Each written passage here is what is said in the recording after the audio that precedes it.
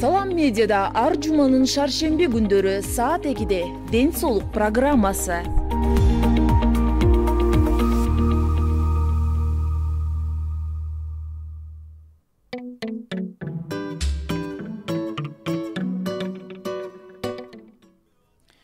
Саламатсыздарбы, урматтуу радио угуучулар жана биздин YouTube каналыбыздын көрүүчүлөрү, өзүңүздөр баамдагандай эфирде ден соолук берүүсү. Аны мен Чолпон Бердикулу алып барам. Бүгүн көрсөтүүбүздүн жүрүшүндө биз балдарда туура тамактануу жана өздүк гигиенаны кантип калыптандырса болот деген теманын тегерегинде сөз кылабыз. Негизи балдардын саламаттыгы үчүн туура тамактануу жана өздүк гигиенанын ролу өзгөчө мааниге ээ экен. Бирок күнүмдүк жашообузда биз буга анча маани бербейбиз, бирок ошол эле учурда эгер сиз балаңызды жаштайынан мына ушул туура тамактанууга, өздүк тазалыгын сактоого үйрөтсөңүз, ал бул адаттарды өз жашоосунда калыптандырса, бул анын узак жана бакубат жашоосуна өбөлгө болот экен. Бул багытта биз студиябызга тажрыйбалуу дарыгер, ошол балдардын жана энелердин ден соолугун коргоо боюнча улуттук насаатчы Сайкал Бозова эжекени, ошондой эле туура тамактануу боюнча мобилизатор Каныбек Камалов мырзаны чакырганбыз. Саламатсыздарбы? Студиябызга кош келипсиздер. Урматтуу радио угуучулар жана YouTube каналыбыздын көрүүчүсү, белгилей кетейин, бул берүүбүз ЮНИСЕФ уюмунун колдоосу астында Баткен облусунда ишке ашып жаткан балдардын жана энелердин ден соолугун жана коопсуздугун камсыз кылуу долбоорунун алкагында уюштурулууда. Анда берүүбүздү баштасак, алгач эле ушул балдарга туура тамактануу режимин кантип жана качан баштоо керек? Ушул жөнүндө сөз баштасак. Чоң рахмат. Бул биздин азыркы коомдо эң бир орчундуу маселелердин бири болуп жатат. Себеби биздин саламаттык сактоо министрлиги 2022 жылы эң чоң ошо энелердин жана балдардын арасындагы микронутриенттик сапаты боюнча чоң изилдөө болду да.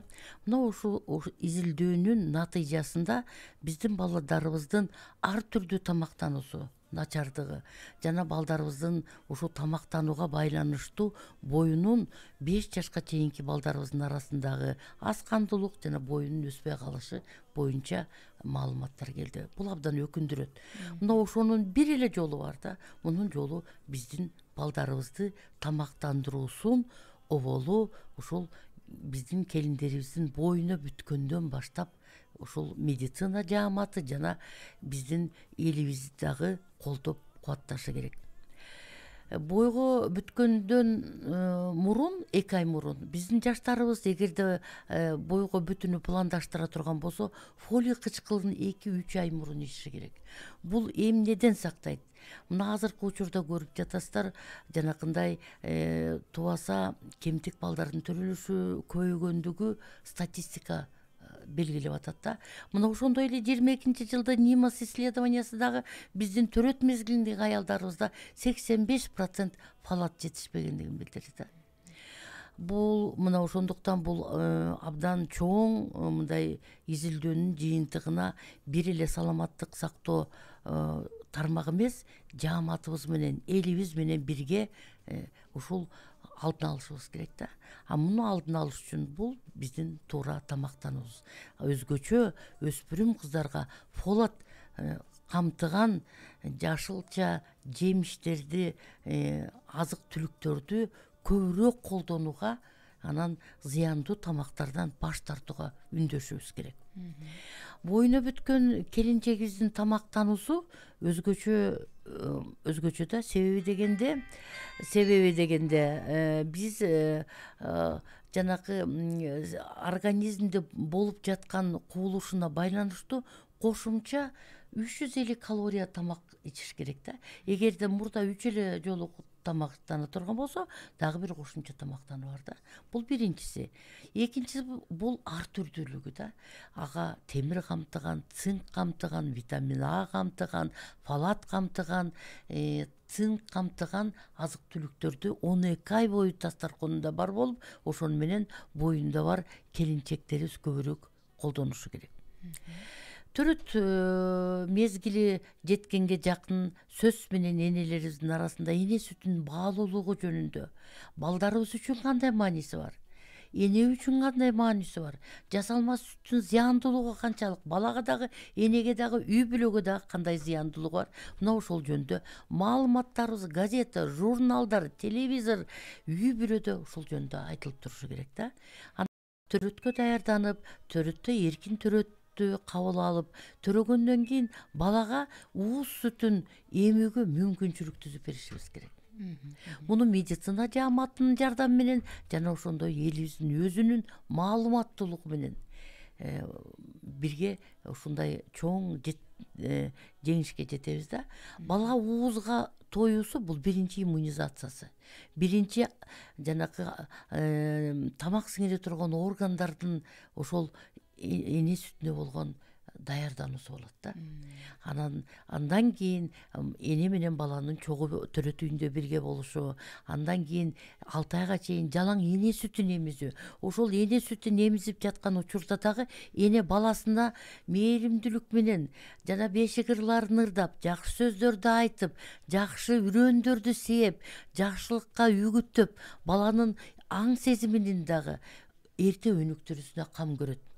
Ал эми гигиеналык маселе дагы бул маанилүү. Себеби дегенде биз деген колун жууганды үйрөтөбүз. Баланы эне сүтүн эмизердин алдында колун жууп, өзү колун жууп, ана бул бала үчүн тубаса ыкма болуп калат да. Бул төрөлгөндө баштап колун жууп, жана гигиеналык шарттарды жүргүзүү баланын тазалыкка болгон тартиби болуп калат да. Бул тубаса тартип өмүр бою сакталат да. Мына эненин жасап жаткан ошол колун жууп жатканын көргөн бала бул түбөлүктү неме болот да, түбөлүктү ушул ыкма боюнча калат.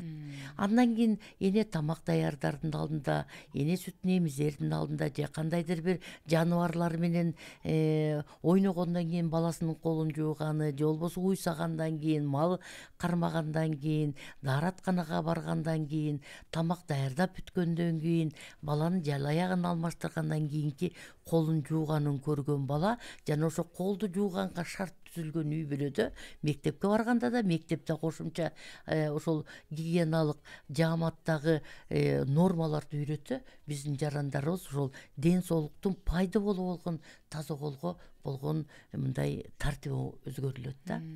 Демек, балага ата эне биринчи өзү үлгү болуш керек, өзү ошону көрсөтүш керек. Сөз менен ошо үй бүлө мүчөлөрү ошол биздин чоңоюп келаткан жеткинчегибизге өзүнүн туура тамактануу жана санитарлык гигиеналык нормативдерди колдогону ал үчүн тартип болот. Экинчи биздин көйгөйүмдүү маселебиз бул туалеттер да. Баткен областына өкүнүчтүүсү паразитарлык оорулардын таркашы абдан жогору да. Ошонун биринчи жолу бул туалеттер да.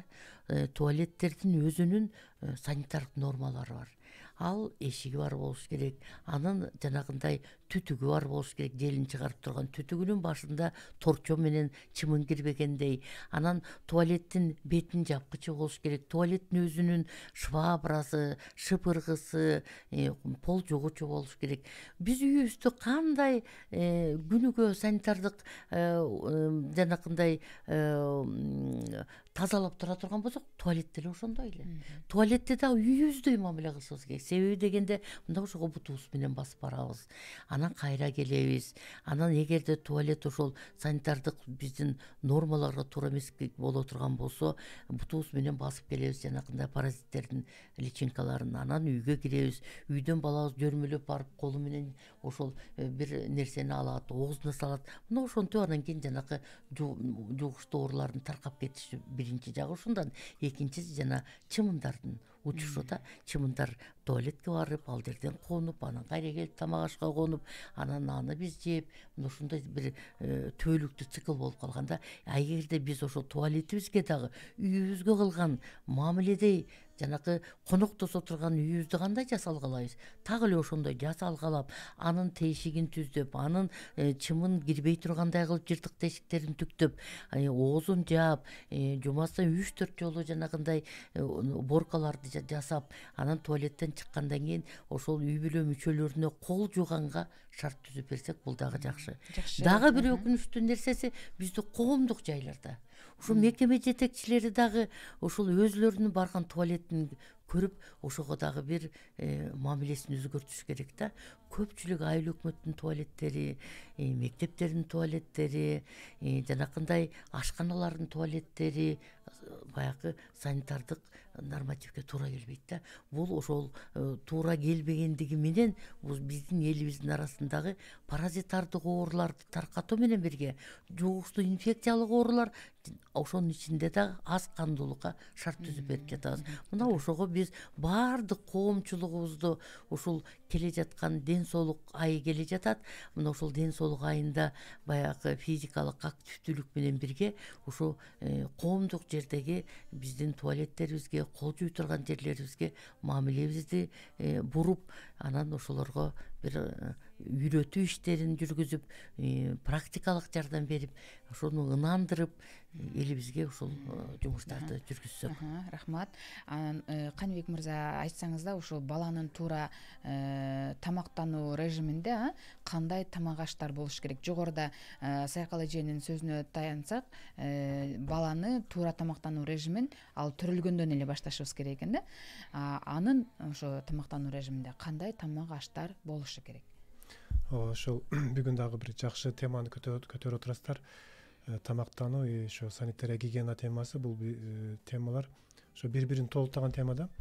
Биз бирөөсүн калтырып койсок эле, экинчиси мында толук болбой калат да. Мисалы, биз тамактанууну жакшыртканыбыз менен, бирок гигиена эрежелерини толук кармабасак, демек тамактануудан жакшы жыйынтык келбейт деп айтып койсок болот. Демек биз ошол көбүнчө балдардын тамактануусуна көз салууда ошол тарбиячылардын ролуну көбүрөөк айтып кетсек болот да. Анткени биздин чоң адамдар, мисалы ошо тамактануунун алдында колду жуу эрежелери, гигиена эрежелерине калыптанып, адаптация болгонбуз. Жаш балдарды көзөмөл менен жасаш керек болуп калат. Булар өз алдынча кол жууду үйрөнүш керек, ошол тарбиячылардын көзөмөлү менен болуп калат да. Ошондуктан тарбиячылар булар балким ата энеси болот, балким ошол үйдө карап аткан чоң ата, чоң энелер болуп калат, ошолор балдарга көзөмөл жасаш керек. Азыр Сайкал Дүйшөнов айткандай, ошол балдардын тазалыгына көз салып туруш керек. Демек, балдардын тазалыгы, андан соң анан тамактанууга өтө берсек болот да. Демек, чоң адамдардагыдай эле ошо балдарга да өзүнчө талаптар бар да. Демек, тамактанаардын алдында колду самдап жуу деген талаптар балдарга да коюлат. Эми биз ошол жаш балдардын тамактануусуну ошо эки бөлүктөн карай турган болсок, ошо 6 айга чейин энелердин, балдардын тамактануусу бул жалаң гана көкүрөк менен багып чоңойтуу балдарды, андан кийин 6 айдан кийин кошумча тамактандыруу деп коет. Ошол эки бөлүктү жакшы карап койсок болот. Демек, 6 айга чейин көпчүлүк энелер демек көкүрөк менен багып, ошол камкор мамиле жасап балдарын чоңойтат. Бирок 6 айдан кийинки убакытта бир аз мындай көйгөйлөр жарала баштайт да. Анткени 6 айдан баштап биринчи кошумча тамакты берүү биринчи ошо эне үчүн бир аз көйгөйдү жаратып коет. Анткени бул боюнча тажрыйбалар аз энелер көбүнчө кошумча тамак берүүдө кыйынчылыктарга дуушар келишет да. Кандай тамак беришим керек, кандай жасаш керек тамактарды, булар ошо балага жаңы энеге дагы балага да жаңылык болуп эсептелинет. Эми ошол биз балдарды келечекте ошо салмагы, акыл эси, бою бардык тараптан жакшы өсүш үчүн балдардын тамактануусуна дагы жакшы көңүл бурушубуз керек. Бул ошол балдардын ден соолугунун бекем болушуна шарт түзөт да. Демек, туура тамактануу балдарга ошо келечекте акыл эстүү жана дене бою салмагынын жакшы өсүшүнө көмөк берет. Бул 6 айга толгон баласы ошо 6 айга толгон болсо, энелер ошол балдарга кошумча тамакты берүүнү башташ керек. Эми эл арасында ар кандай экен да, кээ бирде ошо 1 жашка чейин деле көкүрөк менен багып аткан энелерибиз дагы бар экен. Кээде ошол кошумча тамакты берет, бирок кандай көлөмдө же кандай тартипте же кандай курамда бериши жөнүндө толук тажрыйбаларга ээ эмес да энелерибиз. Ошондуктан көйгөйлөр жаралып келет да. Бул ошол тамак аштын жетишсиздиги балдар арасында, дене бою салмактын жетишсиздиги деген көйгөйлөрдү келтирип чыгарат. Бул көйгөйлөрдүн жыйынтыгында ошол биз азыр айтып атпайбызбы, ошол бизде Кыргызстанда балдар арасындагы аскандуулуктун жайылышы мына 35%га чейин көп экен депчи. Демек ушул көйгөйлөрдүн топтолуп ушул аскандуулукка алып келип атканда себеби ушундай болуп атат да. Эми бизде атайын таблица же эрежелер бар. Ошо тамак бир жолу кошумча тамактын көлөмү кандай болуш керек, анын жыштыгы деген бар. Ошол таблицада айтылат да, ошол 6 айга толгон бала биринчи эле күндөн баштап энеси бир түрдүү азыктан тамак даярдап берет. Ошол тамак даярдаган тамактан ошо бир эле кашык оозуна салып жедирип көрүш керек. Муну ошол энелер жедирүүдө өзгөчө ошо сабырдуулук менен, балдарга көңүл буруу менен жедириш керек. Анткени балага дагы ошол кошумча тамак бул жаңы тамак болуп эсептелгендиктен бат эле ошол сиңирип жеп алыш кыйын болот да. Ошондуктан сабырдуулук менен тамакты берип башташ керек. Көбүнчө ошол тамактын ар түрдүүлүгүнө дагы көп көңүл буруш керек да. Анткени бизде кээде бир эле түрдүү тамакты 1 жашка чейин берген болушу да мүмкүн. Ошондуктан биз ошол 7 айга толгондон баштап мына 3 түрлүү тамак азыктарды колдонуу менен тамак берсе болот деп сунуштап жатабыз. Ошол 3 түрлүү тамактардын арасында мөмө жемиш, жер жемиши даже 7 айга толгондо ошол эт азыктарын да кошуп берүүгө мүмкүнчүлүк бар. Анан көп компоненттүү дегенибиз ошол балдарды ошол 7-9 айга чыккандан баштап балдарга ар түрдүү азыктардан жасалган тамактарды берсе болот. Демек, бул тамактарды майдалап, пюре кылып даярдап, анан аралаштырып бериш керек. Бул ошол ар түрдүүлүгү балдарга ар кандай витаминдердин жетиштүү болушуна шарт түзөт. Рахмат. Анан ушул эрте курактагы эмес, жалпы эле ушул балдарга кайсы азыктарды берүүгө такыр болбойт? Зыяндуу тамактар. Мына азыр туз, май жана көп шекер бар да. Биз айтып атпайбыз жана чупа-чупсту азыр ар бир баланын оозунан көрөбүз да, бул өкүнүчтүү. Ошо ата-энелердин бардыгына мүмкүнчүлүгүбүз болушунча ушу эфирден пайдаланып, ошол шекер камтыганды эрте урактан баштап ден соолугуна биз зыян келтиребиз да. Ошон үчүн шириндик камтыган конфет, печенье, кекс, торттардын бардыгынын ченеми бар да. Ошондой эле туз камтыган, мына чипстар, кириешкилер. Бул аябай катуу реклама болгондуктанбы, ата-эне бир бардык жерде ушундай көп сатылгандыктанбы балдарына алып беришет да. Бул туура эмес. Бул дагы ден соолугуна абдан өзгөчө жүрөк, кан тамыр ооруларын алып келе турган, жана кант диабетин алып келе турган шарт да. Мына ошондуктан элдин арасында ушул жумушта зыяндуу тамак аш жөнүндө балдардын арасында, өспүрүм балдардын арасында дагы, элдин арасында дагы чоң мааракелер болушу керек да. Биз өзүбүз той күтүп жатканда дагы ушуну билип турсак дагы ушул зыяндуу тамак аш менен меймандарыбызды тособуз да. Бул дагы ошол жанакы бир эле балдардын көйгөйү эмес, адамдын өзүнүн дагы көйгөйү да. Ушул жөнүндө дагы үгүт насаат иштери абдан көп болуш керек да, натыйжалуу болуш керек. Дагы бир жана балдардын тамактануусунда Баткен областында кезиге турган да бир көйгөй бул көлөмү да. Мисалы 6 айдан баштап Каныбек мырза айтмакчы кошумча тамак беребиз да. Анан айына жараша баланын ичкен тамагынын көлөмү да чоңоет да. Мисалы 1 жашка чыккан бала 190 миллилитрден 250 миллилитр, бул чоң кесе. Ошону бир жегенде ошондой жеш керек. Мына ошон үчүн сабырдуулук деп жатабыз. Анан жана 5-6 компоненттен көп деп жатабыз. Бул темир, бул витамин А, бул витамин С, бул цинк жана фолий кычкылыгы камтылган азыктар. 12 ай бою деп атабыз. Кантип сактайбыз? Эмне себептен биз жанагы кыямдарга же вареньяларга саламаттык сактоо министрлиги каршы? Себеби анда шекер көп. Ал эми жана консервация кылып салаттарды жасап кышында Кудай буйрса балдарыма ушундай витаминдүү тамак беребиз деп энелерибиз 3 литрге, 1 литрге, ар кайсы литрлерге консервация кылып атпайбы? Саламаттык сактоо министрлигинин буйругунун негизинде үй шартында консервация кылганга болбойт.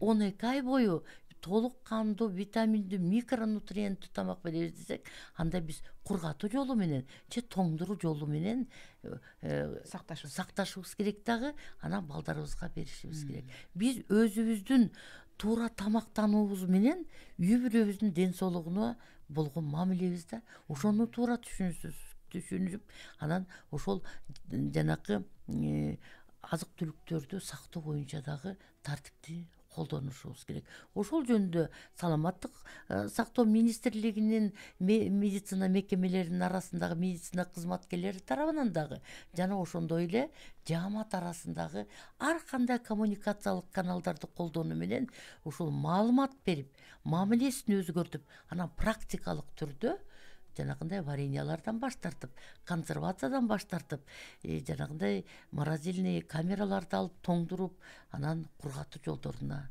киришибиз керек. Бул сөз. Экинчи дагы балдарыбыздын көйгөйлү бул жыштыгы да, же коюлугу. Бала суюк тамак ичпеш керек. Себеби 6 айдан баштап анын кыймыл аракети көбөйгөндүктөн энергияга муктаж.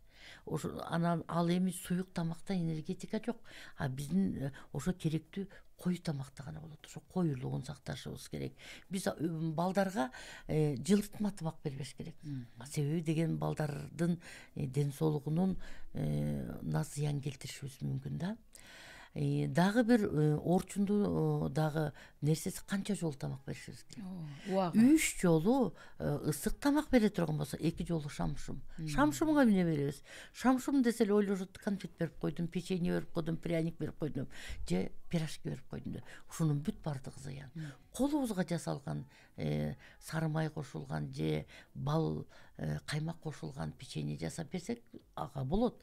Анын ордуна эле жакшы жеге андай жок боло турган болсо, кадимки нанга эле каймагыбызды майлап, сары майыбызды майлап берип койсок ошол пайдалуу. Дагы бир саламаттык сактоо министрлигинин буйругуна ылайык балдарга шекер бергенге болбойт, туз бергенге болбойт, жана ошондой эле уйдун нак сүтүн бергенге болбойт. Себеби уйдун нак сүтү менен берүү менен балдарыбыздын бөйрөгүнө зыян келтиребиз. Келечекте бөйрөк оорусуна дуушар болот. Ал эми эненин сүтү ошо кошумча тамак менен бирге 2 жаш, 2 жаштан да жогору эненин сүтү менен биз колдоп кубаттап турушубуз керек.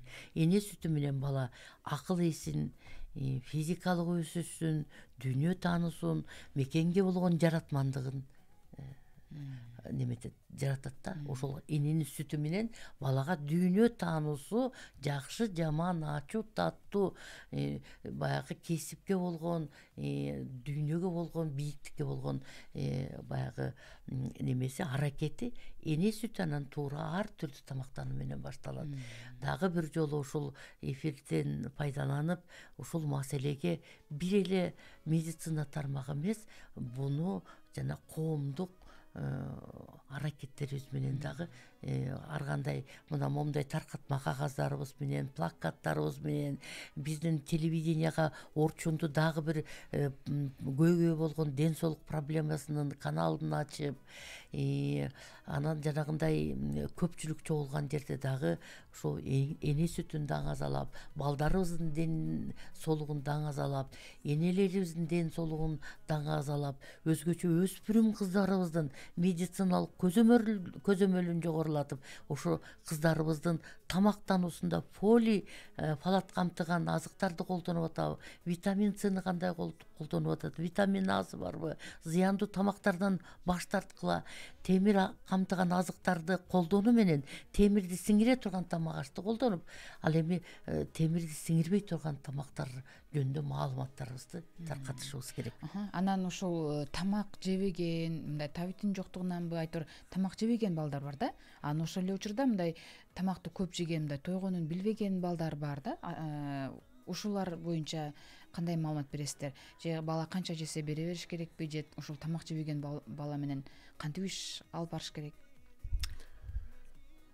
Албетте ошол бул боюнча эми адистерге кайрылыш керек деп ойлойм, дарыгерлерге. Эмне үчүн жеп аткан? Бизде атайын көлөмдөр бар да. Чоң адамдар кандай тамактаныш керек? Бизде туура тамактануу пирамидасы ошол бардык жерде бирдей сунушталат да. Бул чоң адамдар үчүн тамактануу пирамидасы деп айтылат, туура тамактануу пирамидасы. Биздин пирамида ошол акырынан ошо углеводдор деп коет, ошо дан азыктарынан баштап эң үстү ошо эң аз желе турган тамактарга чейинки бөлүктөрдөн турат да, 4 бөлүктөн. Асты ошол углеводдор биз 6-8 порция жешибиз керек. 25 граммдан эсептегенде биз 6-8 порция бир күндө кабыл алышыбыз керек. Биздин дасторконго салыштырганда биз ошол углеводдордон мындай жегенде кем калышкан жокпуз. Нормадан ашык деле жейбиз да. Экинчи катары биз белок, витаминдер, минералдар деп коебуз. Бул жашылча жемиш, мөмө жемиштерибиз. Демек дасторконубуздун экинчи эле бөлүгү, ошол көпчүлүк бөлүгүн ошол жашылча жана мөмө жемиштер түзүп калыш керек. Бул 2-4 порциясы ошол бир жегенде бир күн кечке чейин 70 граммдан салат жей турган болсо, 3 порция ошол салат жеш керек. Эгер чийки түрүндө жеген болсо да, анан алма жей турган болсо, мына 2-4кө чейин кечкече жеп коюш керек. Бул ушундай сунушталат да. Демек ошентип биз күнүмдүк организмге керектүү баланстуу ошол минералдарды, витаминдерди камтып алсак болот да. Ушундай көрсөтмөлөр бар. Үчүнчү эле катарда белоктор, булар бизде белок куруучу материал деп койбойбу организмде, ошол белоктор дагы күнүгө жегенге сунушталат. Мисалы жумуртканы 2 жумуртканы 1 порция дей турган болсок, 2 порция кечке чейин ошол 85 грамм эт сунушталат бир жегенде. Ошентип 2-3 порцияны жеш керек. Демек буларды эң үстүдө аз колдонула турган азыктар, жаңы биз айткандай зыяндуу азыктарды катарын койсок болот. Булар шириндиктер, анан майлар, татуулар ошолор, аз колдонуучу азыктар да, туздар. Эми муну бардыгыны ошол бизде ошол тамактанды боюнча энелер, үй бүлө мүчөлөрдө энелер, ата энелер ушул пирамиданы бир карап койсо болот да. Интернеттен бардык жерден тамактануу пирамидасы деп же пирамида питания деп жазса деле чыгат. Муну бир карап койсо өтө жакшы болмок да. Ал жерден ошол туура өлчөмдөрдү кабыл алганга өтө жакшы шарт түзүлөт. Демек баласынан жетиштүү тамактанып атабы, жокпу, же ашыкча тамактанып атабы, ошол пирамида аркылуу баамдап өзүнө чечим чыгарса болот экен, Анткени ошол бизде ошол пирамиданы дагыдай көрсөтмө боюнча тамактанбагандын бир себеби ошол мындай зыяндуу жагынын катары бизде ошол зат алмашуунун бузулушу да. Мисалы биз углеводду ашыкча жеп ала турган болсок, ашыкча салмак пайда боло баштайт да. Ушундай жактары бар. Демек муну көзөмөлдөп турган жакшы. Сиздин жана балдар тамак жебей койсо эмне кылат деп атпайсызбы? Ошо эмне себептен ал бала тамак жебей калат? Себеби деген жанакы 6 айдан баштап кошумча тамак бергенде ошол тамак жебей калганда көлөмү менен ал ошого көмбөгөндүктөн, жалаң эле эне сүтү менен болуп калгандан же суюк тамак жегендиктен ал ошол көлөмдү жегенди практикалык жок да. Ошол тартип ошол балага колдонбогон. Ал эми ашыкча тамактануудагы бул ашыкча салмак алып келет. Бул азыркы биздин республикабыздын дагы бир көйгөйү, балдардын арасында ашыкча салмак кошуу. Ал эми ашыкча салмак кошуу бул келечектеги жүрөк жана кан тамыр оорулары, кант диабетине алып келе тургандыгын ата эне ынанып билип, ошо баласына дагы туура жанакындай пайдалуу тамактарды берүү менен баласын көндүрсө болот да. Дагы бир биздин орчундуу нерсебиз, жана үй бүлөнүн бюджетин пландаштырып жаткан учурда биз негедир тойлорго акчаларыбызды сарптаганды жакшы көрөбүз да. Кандайдыр бир мааракелерге, ал эми ушу тамактануудан экономить этип, анан башка нерселерди кылабыз. Биз ал туура эмес да. Биз ошол жанакы эң темирге бай азыктарды, витамин С, витамин А, цинк жана фолий камтыган азыктарыбызды көнүгө дасторконубузда бар болуш керек да. Биз азыр айткан жокпуз, ачкачылыктан биздин Баткен областындагы элдерибиз жабыркап жатат деп. Жок, биз ачкалыгыбыз жок, бирок биздин ар түрдүүлүгүбүз жок да. Бир же күрүч, же камыр, же картошка болуп атат да. Картошка дагы зыяндуу тамактарга кирет, себеби ал жашылча дагы эмес, жемиш дагы эмес, ал углеводко кирип кетет. Ошондуктан картошканы дагы азыраак кылып, ал эми ошол дасторконубузду караганда жанакындай ар түрдүү түстөгү болуш керек. Жашыл, кызыл, сары түстөгү тамактарыбыз болуш керек да. Бир түрдүү болбостон. Анан ошол жанакы витамин С кайнатылса тез бузулуп кетет. Ал витамин С'нын курамы бузулат. Ошондуктан витамин С'ны биз чийки боюнча жейбиз. Ал эми витамин A'быз ал май менен аралаштырылышы керек да. Ошондуктан аны кайнатса да бышырса дагы ал өзгөрүлбөйт курамы да. Эгерде чийки берсек аны май менен аралаштырып беришибиз керек. Анан палатыбыз дагы ал тез бузулат да, мына ошондуктан аны чийки түрүндө беришибиз керек. Ал эми темир камтыган бул эт азыктары жана кургатылган биздин немере өрүк мейиздерибиз, бирок алардын сиңиши начар. Ал эми кызыл эт түрүндө сиңиши абдан жакшы болот. Аны жакшы сиңириш үчүн чай, сүт азыктарынан баш тартып, жанакындай өзүбүз колдо жасалган ширелер менен, суу менен тамагыбызды ичишибиз керек. Эми өздүк гигиена жөнүндө сөз кылсак да, мисалы балдардын ден соолугун сактоодогу өздүк гигиенанын ролу, анан аларды ошол кайсы курактан баштап өздүк гигиенаны сактоого үйрөтө баштасак, алар бүт мындай жашоосунда ошону калыптандырып кетет. Биздин сунушубуз боюнча түйүлдөргө чейин эле биз келечекте балдарыбыз жөнүндө кам көрүшүбүз керек. Жана айтып кеттик, бойго бүтөргө 2 ай 3 ай мурун фолий кычкылы камтыган дарыны ичүү менен биз жанакы тубаса кемтиктерден алдын алабыз да. Андан кийин боюнда бар кезинде бала үчүн музыка ойнотуп, жакшы көрүү сезимдерин айтып, энеси туура тамактанып, үй бүлө жакшы мамиле жасап, төрөтү үйүнө барганда ар бир медицина мекемеси балага жана энеге мээримдүү мамиле жасашы керек. Коопсуз болуш керек. Төрөтү сапаттуу медициналык жардамдын көзөмөлүндө өтүшү керек да. Анан ооз сүтүнө, андан кийин жалаң эне сүтүнө, кошумча тамактануусу, мына ошентип балдарыбызга болгон биздин келечектеги камкордугубуз ошо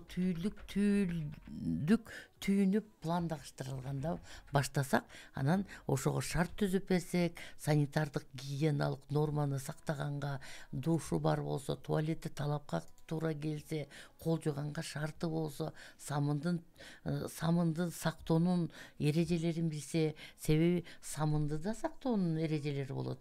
Самынды эзилдип жанагындай самын салгычка коюп койбостон, кургак турушу керек.